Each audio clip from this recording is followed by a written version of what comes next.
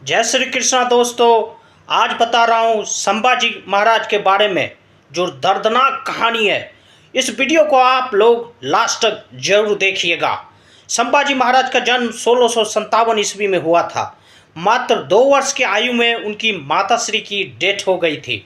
तो उनकी जीजाबाई दादी श्री ने उसको पालन पोषण किए थे और सारी शस्त्र विद्या का ज्ञान दिए थे।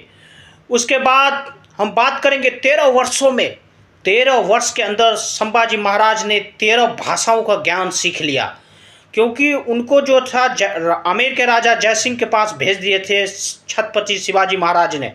उसके बाद तलवारबाजी और क्या बोलते घुड़सवारी में निपुण हो गए थे और क्या बोलते 13 भाषाओं का ज्ञान। आप ये कह सकते हैं कि संभाजी महाराज जी जो थे शस्त्र का भी ज्ञान था और शास्त्र का भी।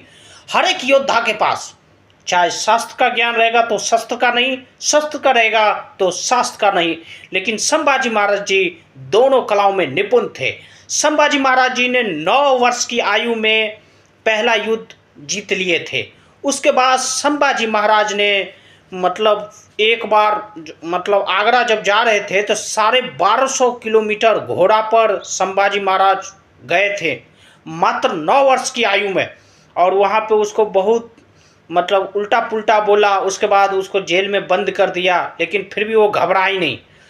और हम बात करेंगे संभाजी महाराज जब वहाँ से निकले चतुर से, तो वो डायरेक्टली इनडायरेक्टली रूप से संभाजी महाराज अपनी पिताश्री को भी युद्ध में साथ देते थे। जब 1680 ईस्वी में उनकी पिताश्री की डेथ हो गई तो उसके बाद 1623 वर्ष की आयु में संभाजी महाराज 80, 81, 82, 9 सालों में 120 युद्ध लड़ा। 120 इतिहास के अंदर कोई योद्धा इतना 9 सालों के भीतर कोई योद्धा नहीं जीता।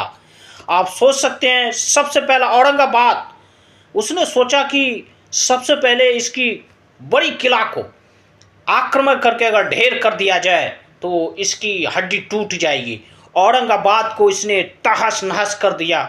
तो इससे औरंगजेब तिलमिला उठा, उसको लगा कि ये छोटा सा बालक ऐसे कैसे कर सकता है। उसने हुसैन अली खान को 20,000 फौज के साथ मारने के लिए भेजा। तो जब बोला हुसैन अली खान का कि 2 दिन में हम समाप्त कर देंगे, 1 साल बीत गया, कई आक्रमण किया, सारे बार असफल हो गया। और संभाजी महाराज ने उसके बाद औरंगजेब ने संभाजी महाराज को मारने के लिए नॉर्थ से हट के ढक्कन की ओर गया। ढक्कन आप जानते हैं, तमिलनाडु, हैदराबाद, जो भी उधर केरला, वो सिर्फ बाकी था, बाकी सारे नॉर्थ वाले को जीत लिया था औरंगजेब ने। और औरंगजेब जब इसको मारने के लिए आया तो इसकी 20,000 की फौज, 8 लाख मुगल फौज को इसी के एरिया में गोल गोल घुमाते घुमाते घुमाते घुमाते रह गया।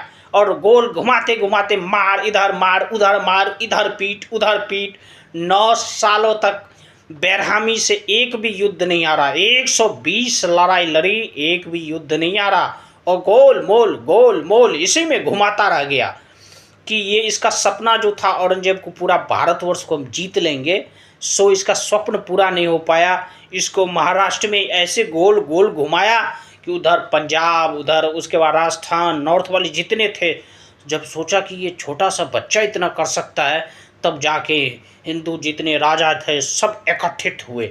तो आप कह सकते हैं कि इनके पास शस्त्र का ज्ञान था और शास्त्र का भी। और इनको दुनिया में कोई भी बड़ा योद्धा अगर युद्ध भूमि में बना है, उसका सलाहकार बहुत बड़ा होता है। जैसे आप चाणक्य जी को कह सकते हैं, चंद्रगुप्त मौर्य के इतने बड़े जो सलाहकार थे, तभी तो घनानंद को उठाकर पटक दिया।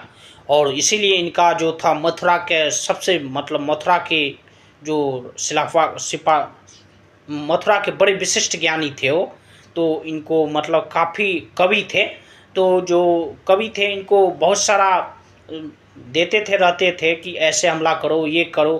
तो ये हर एक समय में एक एक रहता है ना कि ज्ञान देने वाला, तो वो इनके पास थे।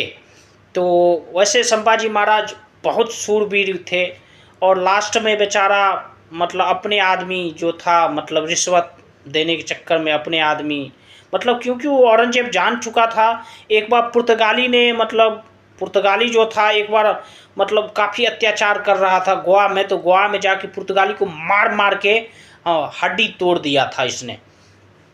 तो इसने पुर्तगालियों को भी दमन किए थे, और इसको लास्ट में अपने आदमी ने इसके साथ धोखा करके बेचारे को पकड़ लिया। 32 वर्ष की आयु में बेचारे को बहुत यातनाएं दी और उसके बाद मार दिया।